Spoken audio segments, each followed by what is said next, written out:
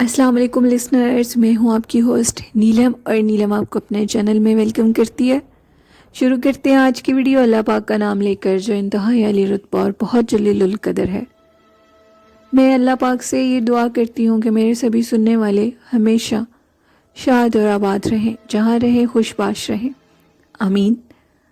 बढ़ते हैं आज की पहली खौफनाक कहानी की तरफ। ये कहानी मेरे साथ भलवाल से अली ने शेयर की है। भलवाल अली कहते हैं कि आज की जो कहानी है वो कुछ इस तरह है कि हम लोगों के डेरे पे जो भैंसें बंधी हुई थी, ये कहानी उनसे रिलेटेड है। अचानक हम लोगों की भैंसों को न जाने क्या हो गया। हम लोगों ने यही समझा कि जैसे हम लोगों की भैंसों को किसी की बुरी नज़र लग गई है या किसी ने तावीज़ कर दी है, क्योंकि भैंसों की जो सेहत थी और जो दूध था वो बिल्कुल ख़त्म हो गया था। हमारी कुल मिला के 40-50 भैंसें थीं। कुछ तो ठीक थीं, लेकिन जो कुछ थीं वो बिल्कुल ही उनकी सेहत ख़राब हो गई थी और उन्होंने दूध देना बंद कर दिया था। जब उनके बच्चों को उनका दूध पीने के लिए छोड़ा जाता था तो वो बच्चे भी जब उनके करीब जाते थे तो भैंसें शोर डाल देती थी। यूँ मालूम होता था कि जैसे उनको बहुत तकलीफ़ हो रही है। न जाने ये क्या माजरा था, कुछ समझ नहीं आ रही थी। जो नौकर उधर रहते थे उन्होंने भी यही बताया कि इधर कुछ भी रात के टाइम ऐसा नहीं होता, भैंसों को कोई छेड़ता भी नहीं है, तो फिर ऐसे क्यों हो रहा है। अली कहते हैं हमें अपने नौकरों पे शक हो गया और हमने अपने नौकरों को चेंज कर दिया। वो बहुत पुराने हम लोगों के नौकर थे, लेकिन जब हमने नए नौकर रखे तो ये भी रखने का कोई फ़ायदा नहीं हुआ। भैंसों की हालत दिन ब दिन ख़राब हो रही थी। हम लोग बहुत परेशान थे। हमारा एक नौकर जो हमने नया रखा था वो ज़रा बुज़ुर्ग शख्स था। उसने जब भैंसों की हालत देखी तो उसने कहा कि ये माजरा कोई और है। साहब, आप किसी अल्लाह वाले को लेकर आएँ, क्योंकि भैंसों की वो जो दूध दोने वाली जगह है वो बहुत ज़्यादा ख़राब हो गई थी और वो ऐसे ना तो किसी जानवर के दूध पीने से होती है ना ही दूध दोने से होती है। तो ये आप किसी अल्लाह वाले से रब्ता करें। हम लोग किसी आमिल के पास गए और हम वहाँ से किसी आमिल को लेकर आए। आमिल ने आकर देखा और उन्होंने हमें एक तावीज़ दे दिया। कहा कि ये जो आपका भैंसों का वाड़ा है, इधर आप लोग इस तावीज़ को लगा दें, आपको खुद ही पता लग जाएगा कि ये सारा माजरा क्या है। इसी तरह हुआ, उन्होंने वो तावीज़ लगा दिया। उसी रात वो जो नौकर थे वो क्या देखते हैं कि एक औरत है जो कि काले स्याह लिबास में है, उसके हाथ में दूध का बर्तन है और उसने बारी बारी सारे भैंसों के दूध दोया है और वो जो दूध है वो ले जाकर जो कि दरवाज़ा है उस दरवाजे के पास जाकर गायब हो गई है। वो जो नौकर थे वो कुछ भी नहीं बोले। उन्होंने ये सारा माजरा सुबह उठकर अपने वो जो अली लोग थे उनको अली लोगों को बता दिया। अब उसके बाद अली कहते हैं कि हमने उन्हीं अल्लाह वालों से रब्ता किया तो उन अल्लाह वालों ने कहा कि मैंने जो तावीज़ दिया था वो इसी चीज़ के लिए था। अगर कोई गायबी मखलूक भैंसों के दूध को निकाल रही है तो वो वाजिया हो जाएगी तुम लोगों पे, क्योंकि ये मखलूक नज़र नहीं आती, इंसान इन तक रसाई नहीं पा सकता। अगर ये चाहें तो इंसानों को अपना आप दिखाती हैं। तुम लोगों ने अब देख लिया है कि ये क्या माजरा है।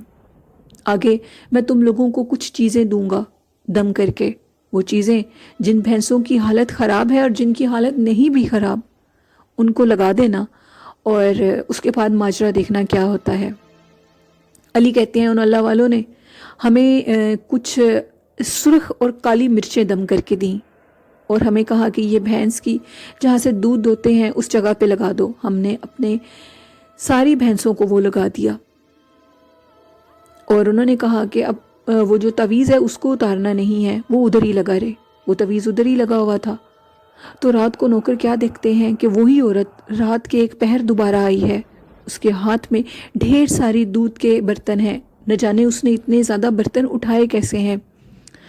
वो दूध के करीब जैसे ही गई है, दूध दोने के लिए भैंसों के करीब गई है, तो यूँ लगा जैसे उसके मुंह पर आग के शोले पड़े हैं।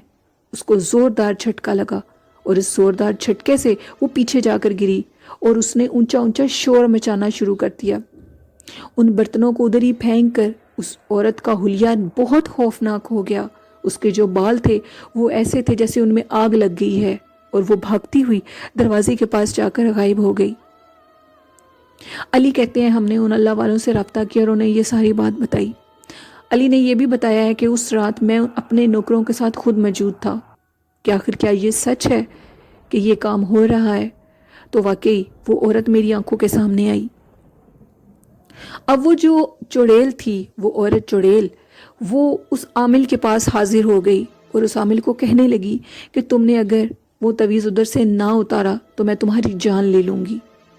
وہ جو عامل تھے، علی کہتے ہیں وہ کافی بزرگ سید تھے اور وہ بہت پہنچے ہوئے تھے اللہ پاک کے۔ انہوں نے کہا کہ تم جو بھی کر سکتی ہو کرو، میں اس تعویذ کو نہیں اتاروں گا۔ پھر علی کہتے ہیں کہ وہ چیز ڈرا رہی تھی۔ اس کے بعد عامل صاحب نے، وہ جو اللہ والے تھے، انہوں نے ہمیں کچھ تعویذات دیے کہ بھینسوں کے چارے میں ان کو ملا دو۔ ہم نے ان کو بھینسوں کے چارے میں ملا دیا اور ان کو کھانے کے لیے دیا۔ کچھ عرصہ یعنی کہ 40 دن ہم لوگوں نے سب بھینسوں کے گلے میں ایک تعویذ ڈال دیا۔ اس طرح وہ چیزیں، وہ جو غیبی جنات مخلوق چڑیلیں تھیں، وہ ہماری جان چھوڑ گئیں۔ پھر ان اللہ والوں نے کہا کہ آپ اس جگہ کو بدل دیں، اپنے اس ڈیرے کی جگہ کو بدل دیں، ادھر بہت زیادہ جنات کا اور چڑیلوں کا بسیرا ہے اور یہ پہلے سے ادھر مقیم نہیں ہے۔ ایک دفعہ آپ لوگوں کا یہ جو واڑا تھا، اس کا دروازہ کھلا ہوا تھا اور انہوں نے یہ جگہ دیکھ لی اور بھینسوں کو دیکھ لیا، اس وجہ سے وہ اس جگہ پر قابض ہو گئی ہیں۔ اگر آپ کو بہتر لگتا ہے تو اس جگہ کو چھوڑ دیں۔ علی کہتے ہیں کہ ان اللہ والوں نے ہمیں یہ مشورہ دیا، پھر ہم نے اس جگہ کو چینج کر دیا اور آج تک ہماری بھینسوں کے گلے میں وہ تعویذ موجود ہیں۔ اس طرح وہ چیز اب ان کو تنگ نہیں کرتی۔ یہ کہانی تھی علی کی جو انہوں نے بھلوال سے میرے ساتھ شیئر کی۔ بہت شکریہ علی۔ بڑھتے ہیں آج کی دوسری خوفناک کہانی کی طرف۔ آج کی دوسری خوفناک کہانی ریاست بھاولپور سے میرے ساتھ شیئر کی ہے نعمان نے۔ نعمان کہتے ہیں کہ ادھر آج بھی صحرا ہے، لوگ کنویں سے پانی نکالتے ہیں۔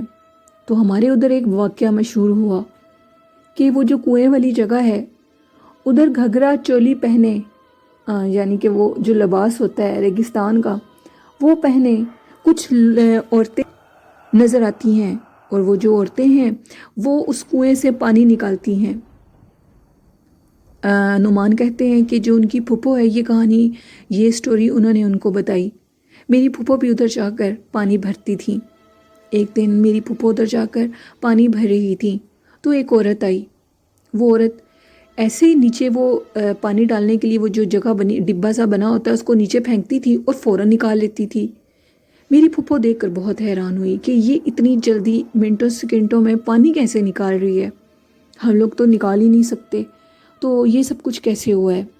تو وہ جو میری پھپھو ہیں، وہ تھوڑی ایجڈ ہیں، انہوں نے کہا کہ آپ اتنی جلدی سے پانی نکال لیتی ہیں، میری طبیعت بہت خراب ہے، اگر آپ میری بھی مدد کر دیں تو آپ کا بہت شکریہ ہوگا۔ وہ جو عورت تھی وہ کسی بات کا جواب نہیں دیتی تھی، اس نے کہا، سر ہلا دیا کہ ٹھیک ہے۔ اس نے منٹوں سیکنڈوں میں میری 2 بالٹیاں پانی کی بھر دیں۔ میں یہ سب کچھ دیکھ کر بہت حیران ہوئی۔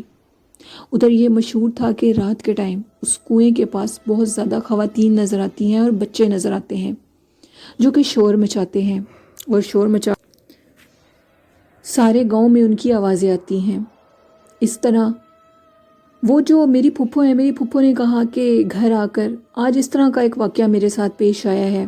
میرے پھپھا کہنے لگے کہ تم مانو یا نہ مانو، یہ اس جگہ کی کوئی مخلوق ہے غیر مری جس نے تمہاری اس طرح مدد کی ہے۔ کوئی انسان جس طریقے سے تم بتا رہی ہو اس طرح پانی نہیں نکال سکتا۔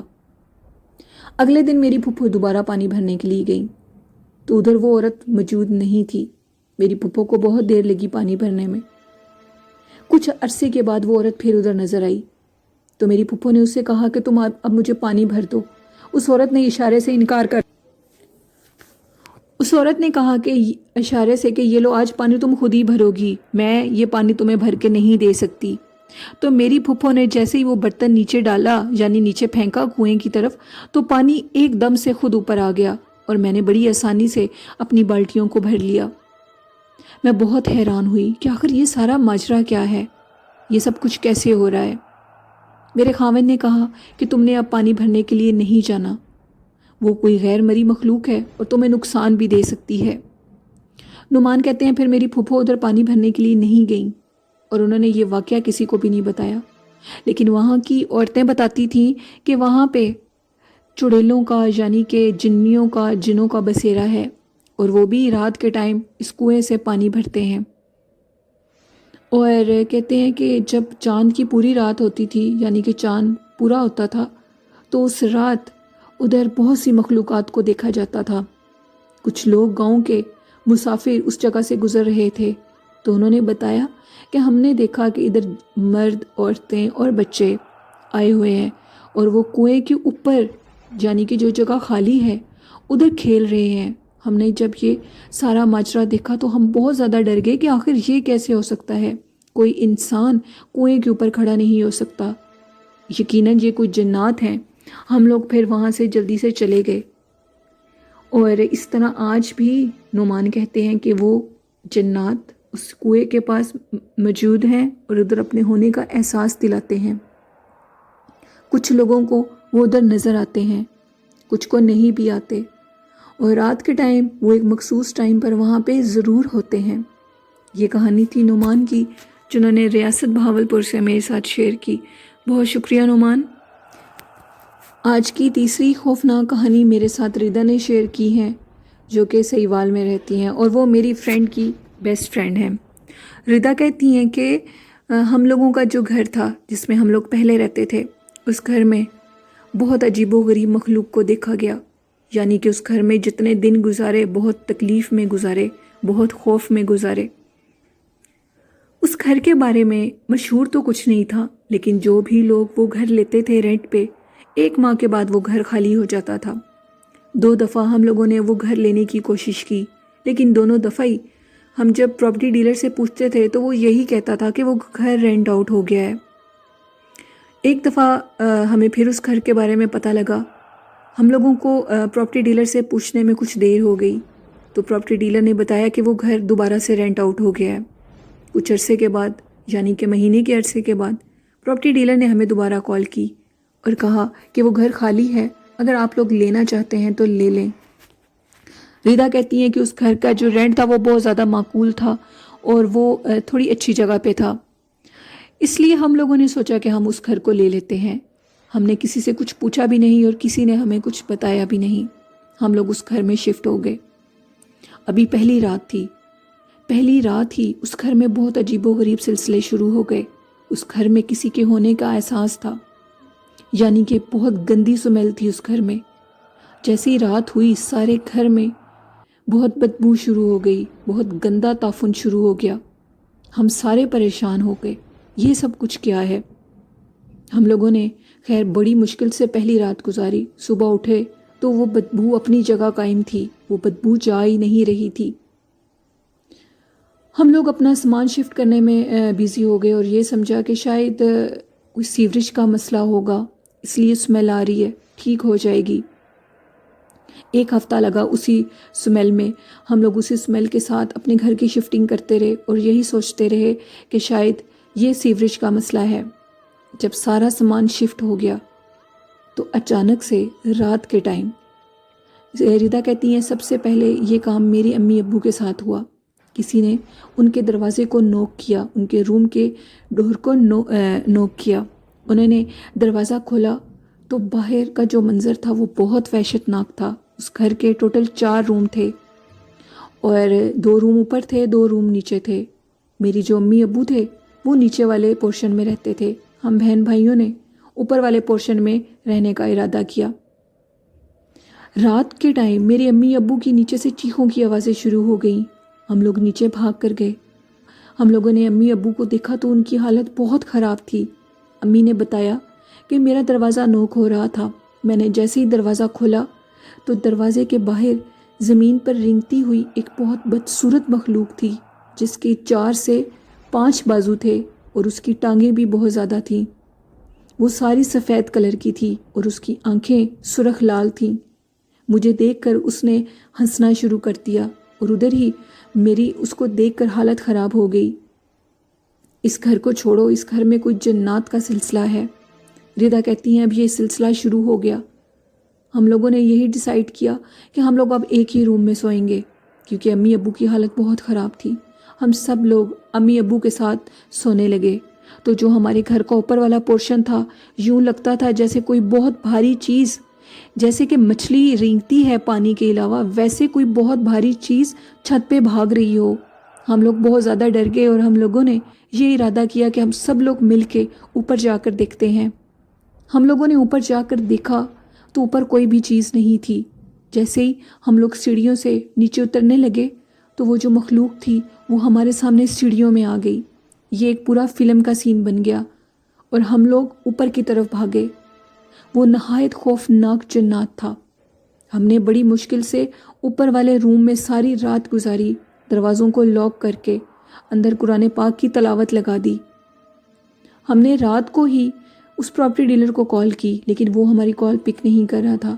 جیسے کیسے صبح ہوئی ہم نے اس کو کال کی۔ اب کسی میں بھی ہمت نہیں تھی کہ کوئی باہر جا سکے۔ ہم نے اس کو کہا کہ تم نے ہمارے ساتھ بہت برا کیا ہے، یہ گھر جنات زدہ ہے اور یہاں کے جنات سامنے آ جاتے ہیں۔ جس پہ اس نے کہا کہ اس گھر میں رہنے والے سبھی یہ شکایت کرتے ہیں۔ میں نے سمجھا لوگ جھوٹ بولتے ہیں، لیکن آپ نے بھی یہی بات بتائی ہے، تو ابھی 1 ماہ سے پہلے آپ اس گھر کو لیو نہیں کر سکتے۔ ردا کہتی ہیں کہ رات کے ٹائم ہم لوگ سارے ایک ہی روم میں سوتے تھے، ساری رات باہر کوئی چیز گھومتی تھی، اور ایک دفعہ اس چیز نے اونچی آواز میں باقاعدہ یہ بھی کہا کہ اس گھر کو چھوڑ دو، میں اس گھر میں رہتی ہوں، میں تم لوگوں کو یا کسی کو بھی ادھر آباد نہیں ہونے دوں گی، یہ گھر میرا ہے۔